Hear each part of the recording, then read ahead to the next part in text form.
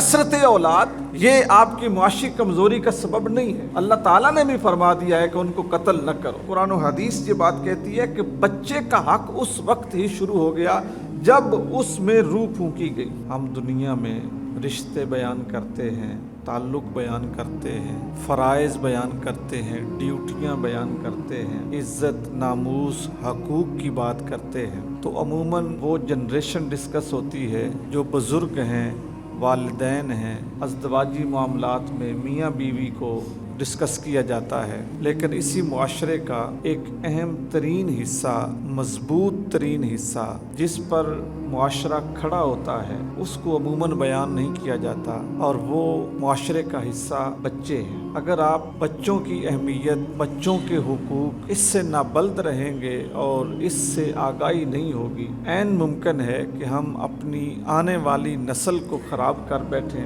غیر ذمہ دار بنا بیٹھیں، اور ان کی جو اہمیت ہے اور ان کا جو معاشرے میں کنٹریبیوشن ہے، معاشرے میں ان کا جو حصہ ہے، اس سے انہیں آگاہی نہ دے سکیں۔ اسلام میں بچے کا حق اس کی پیدائش سے پہلے شروع ہوتا ہے۔ جب بچہ ابھی ماں کے پیٹ میں ہوتا ہے اور اس میں روح پھونک دی جاتی ہے، جو میڈیکل سائنسز ہیں وہ اور جو شرعی تحقیقات ہیں اس بات پہ متفق ہیں کہ جیسے ہی کسی عورت کا حمل 120 دن کا ہو جائے، 4 مہینے بیت جائیں، 4 مہینے کے بعد اس کے حمل کو ضائع کرنا، ختم کرنا اتنا ہی گناہ ہے جتنا کسی بڑے بندے کو قتل کرنے کا گناہ ہے۔ چلتے پھرتے انسان کو مارنا اور 120 دن کا جو حمل ہے اس کو ساکت کرنا، اس کو ختم کرنا، چاہے منصوبہ بندی کے لیے ہو، چاہے خاندان چھوٹا رکھنے کے لیے ہو، چاہے جو اور کئی قسم کے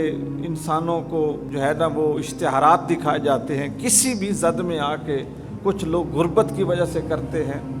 حالانکہ قرآن مجید فرقان حمید نے اس کے اوپر اتنی زبردست اور اتنی خوبصورت تلقین کی ہے ماں باپ کو کہ انسان کی حیرت گم ہو جاتی ہے۔ ارشاد فرمایا لا تقتلوا اولادکم خشیۃ املاق، لوگوں اپنی اولاد کو اس وجہ سے قتل نہ کرو کہ شاید تمہارے پاس انہیں کھلانے کے لیے کچھ نہیں ہے، تمہیں بھی ہم ہی رزق دیتے ہیں، تمہاری اولاد کو بھی ہم ہی رزق دیں۔ رزق کا ذمہ اللہ کے اوپر ہے، اور کئی بندے جو صاحب اولاد ہوتے ہیں اور جن کی اولاد زیادہ ہوتی ہے، عموماً معاشرہ بھی یہ سمجھتا ہے کہ اس کا ہاتھ اس لیے کمزور ہے کہ اس کی اولاد زیادہ ہے، اور لوگ اس پہ رحم کھاتے ہیں، یہ ترش کرتے ہیں، کہتے ہیں جی وہ زیادہ اس کے بچے ہیں لہذا اس کی پوری نہیں پڑنی۔ تو یہ جملہ ٹھیک نہیں ہے۔ جس جان کو اللہ نے پیدا کیا ہے، اللہ تعالیٰ نے تو 12ویں سپارے کا پہلا کلام یہ ارشاد فرمایا وَمَا مِن دَابَّةٍ فِي الْأَرْضِ إِلَّا عَلَى اللَّهِ رِزْقُهَا، اس زمین کے اوپر کوئی چوپایا جانور، کوئی زیرو، کوئی چلنے والی رینگنے والی کوئی مخلوق ایسی ہے ہی نہیں جس کا رزق اللہ کے ذمے نہیں۔ آپ ساری بات کو روک کے صرف ایک چیز پڑھ لیں، اللہ تعالیٰ جو رزق دیتا ہے فطرت کے مطابق دیتا ہے۔ انسان کو پیدا کیا تو انسان کی فطرت کے مطابق اس کے رزق کو بھی پیدا کیا۔ بچہ پیدا ہوتا ہے تو اس کی ضرورت کے مطابق اور اس کی خواہش اور فطرت کے مطابق اس کی خوراک دودھ بنایا ہے۔ بکری کو پیدا کیا ہے تو اس کی فطرت کے مطابق اس کی خوراک گھاس کو پیدا کیا ہے۔ شیر کو پیدا کیا ہے تو اس کی فطرت کے مطابق اس کی خوراک گوشت کو پیدا کیا ہے۔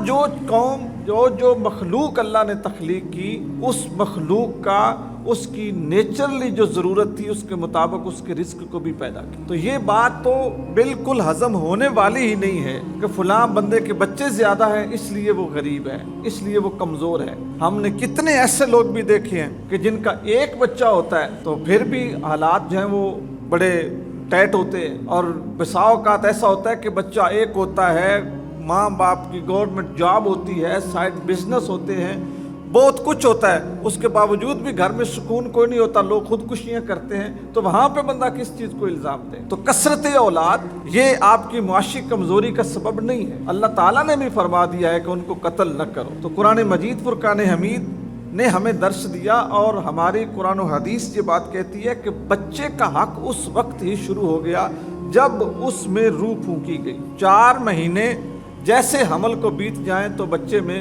روح پھونک دی جاتی ہے، بیٹا ہے یا بیٹی ہے۔ اس کے بعد اس کے حمل کو ضائع کرنا شرعی طور پہ حرام ہے۔